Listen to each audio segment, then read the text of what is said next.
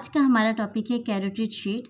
Carotid sheet में आज हम इसके रिलेशंस को देखेंगे, साथ इसके कंटेंट को देखेंगे। इसे हम स्नेल और बीडी दोनों से कवर करेंगे। कैरोटिड शीट हमारे पास एक्सटेंड करता है from base of the skull से आर्च ऑफ आयोटा तक। बेस ऑफ स्कल में ये अटैच करता है मार्जिन ऑफ कैरोटिड कलान एंड जगुलर फोसा के साथ। ये हमारे पास बेस ऑफ द स्कल है। बेस ऑफ द स्कल में हमारे पास ये मीडियल पार्ट, ये एंटीरियर पार्ट है, ये मीडियल पार्ट है और ये पोस्टीरियर पार्ट है। जो मीडियल पार्ट है इसमें हमारे पास ये पेट्रस part of the temporal bone, ये हमारे पास टेम्पोरल बोन है। और ये इसका ये वाला पार्ट, ये पार्ट जो है ये पेट्रस part of the temporal bone है। ये हमारे पास फोरामन लेसरम है और फोरामन लेसरम से लेटरल की तरफ हमारे पास कैरोटिड कैनाल है। यहाँ ये हमारे पास कैरोटिड कैनाल है। और अगर हम इससे पोस्टीरियर की तरफ देखें, ये साइड ये है हमारे पास जुगुलर फोसा, ये वाला दिस वन। ये हम अगर हम यहाँ से देखें, ये हमारे पास कैरोटिड कैनाल है और ये हमारे पास जुगुलर फोसा है। कैरोटिड कैनाल से हमारे पास करती है इंटरनल कैरोटिड आर्टरी। उसके बाद जुगुलर फोरामन है, यहाँ से हमारे पास ग्लोसोफ्रेंजियल नर्व, वेगस नर्व और एक्सेसरी नर्व पास करती है। इंटरनल जुगुलर वेन यहाँ से पास करती है, ये स्कल से होती हुई डाउनवर्ड नेक की तरफ मूव करती है। कैरोटिड शीट हमारे पास एक्सटेंड करती है बेस ऑफ द स्कल से आर्च ऑफ आयोटा तक। बेस ऑफ द स्कल में ये हमारे पास कहाँ कौन कौन से मार्जिन से, कैरोटिड कैनाल और जुगुलर फोसा के मार्जिन से। और आर्च ऑफ द आयोटा में ये ब्लेंड करती है विद द एडवेंटिया। ठीक है, एडवेंटिया हमारे पास आउटर लेयर होती है ब्लड वेजल्स की। कैरोटिड शीट हमारे पास बनती कैसे है, ये हमारे पास condensation of the deep cervical fascia से बनती है। नेक में हमारे पास हमें पता है सुपरफिशियल सर्वाइकल फेशिया होता है और फिर डीप सर्वाइकल फेशिया। जो हमारे पास डीप सर्वाइकल फेशिया है वो फर्दर उसमें काफ़ी लेयर्स होती हैं। जिस तरह हमारे पास इन्वेस्टिंग लेयर होगी, pre tracheal layer, pre vertebral layer. जो हमारे पास कैरोटिड शीट है ये हमारे पास प्री ट्रैकियल लेयर और प्री वर्टिब्रल लेयर से बनती है। जो कैरोटिड शीट है उसकी एंटीरियर वाल हमारे पास प्री ट्रैकियल लेयर से बनती है, यानी कि उसकी फ्यूजन जो है एंटीरियर वाल फ्यूज़ करती है प्री ट्रैकियल लेयर के साथ, और जो इसकी पोस्टीरियर वाल है वो हमारे पास फ्यूज़ करती है प्री वर्टिब्रल लेयर के साथ। अगर अब हम कैरोटिड शीट की बात करें तो कैरोटिड शीट के अंदर कंटेंट में अगर हम देखें तो इसके लेटरल की तरफ, कैरोटिड शीट में लेटरल की तरफ हमें इंटरनल जुगुलर वेन देखने को मिलती है और मीडियल की तरफ हमारे पास कॉमन कैरोटिड आर्टरी होती है। इन दोनों के पोस्टीरियर की तरफ हमारे पास वेगस नर्व होती है। कैरोटिड शीट, हमने कहा कि कैरोटिड शीट के लेटरल की तरफ इंटरनल जुगुलर वेन और मीडियल की तरफ कॉमन कैरोटिड आर्टरी होती है।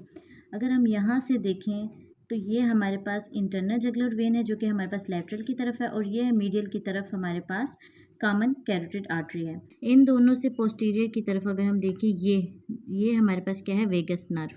तो हमारे पास कैरोटिड शीट के जो मेन कंटेंट है उसमें ये तीन आ जाते हैं। अब हमारे पास कैरोटिड शीट के कंटेंट में आ गया कॉमन कैरोटिड आर्टरी और मीडियल की तरफ, इंटरनल जुगुलर वेन लेटरल की तरफ और पोस्टीरियर की तरफ वेगस नर्व।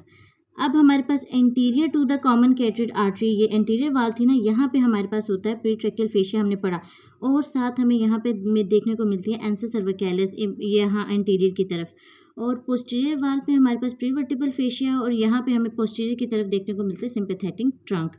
अच्छा, इसके साथ मीडियल की तरफ अगर हम देखें तो मीडियल की तरफ हमारे पास फेरिंग्स होता है और लेटरल की तरफ हमारे पास deepest part of the parotid gland होता है। कैरोटिड शीट के लेटरल में हमारे पास इंटरनल जुगुलर वेन है, मीडियल की तरफ हमारे पास कॉमन कैरोटिड आर्टरी है। अब पोस्टीरियर की तरफ हमारे पास है वेगस नर्व, पोस्टीरियर की तरफ ये वेगस नर्व हो गया।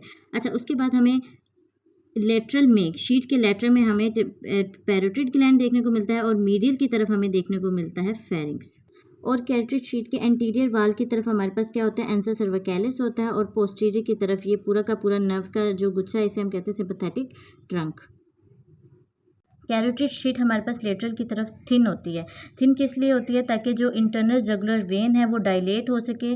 जब भी हमारे पास increase in the blood flow होगा तो हमारे पास इंटरनल जुगुलर वेन डायलेट हो सके अच्छे से। एक इंपॉर्टेंट चीज़ ये कि कैरोटिड शीट के अंदर हमें डीप सर्वाइकल लिम्फ नोड देखने को मिलते हैं। Content of the carotid sheet में हमारे पास कॉमन कैरोटिड आर्टरी थी जो कि अपर border of the thyroid cartilage तक जाती है। कॉमन कैरोटिड आर्टरी हमारे पास मूव करती है अपवर्ड और upper border of the thyroid cartilage में ये डिवाइड कर जाती है into internal and external carotid artery में।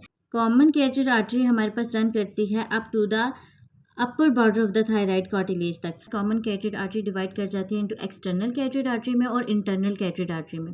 जो हमारे पास इंटरनल कैरोटिड आर्टरी है वो फर्दर अपवर्ड मूव करती है और वो कैरोटिड शीट के अंदर ही रहती है। जुगुलर फोरामन से हमारे पास ग्लोसोफ्रेंजियल नर्व, वेगस नर्व और एक्सेसरी नर्व पास करती है।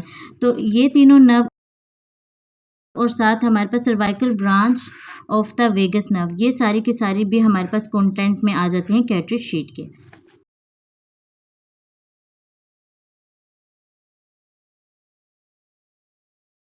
लास्ट में अगर हम इसे एक डायग्राम से देख लें तो ये हमारे पास पोस्टीरियर पार्ट है, ये कैटरेज शीट है, ये इसका पोस्टीरियर पार्ट है, ये एंटीरियर पार्ट है।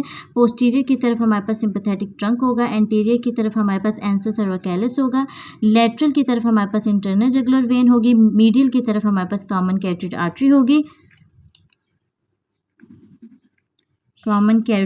होगी, और पोस्टीरियर की तरफ हमारे पास वेगस नर्व होगी with in the cartridge sheet. Please like and subscribe my channel and press the bell icon. And if you like this video, kindly share it with your friends.